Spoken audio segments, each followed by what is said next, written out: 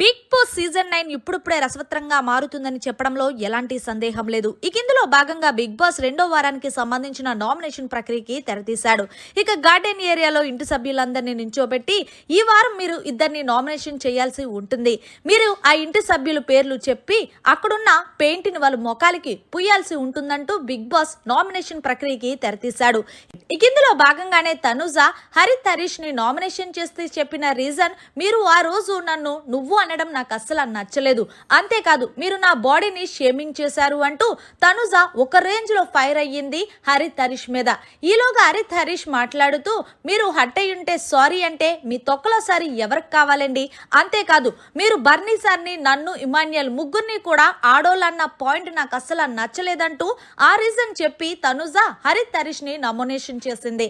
ఇక అలాగే రెండో నామినేషన్ గా ఆశా షైనిని కూడా నామినేషన్ చేసింది తనుజ.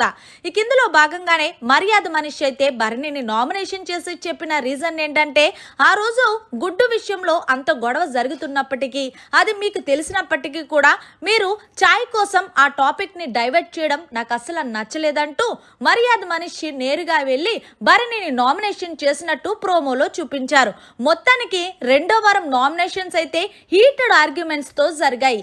మరి తనుజ చేసిన పాయింట్ కరెక్టా, లేకపోతే మర్యాద మనిషి భరణిని చేసిన నామినేషన్ పాయింట్ కరెక్ట్ అనేది కమెంట్ సెక్షన్ లో తెలియజేయండి.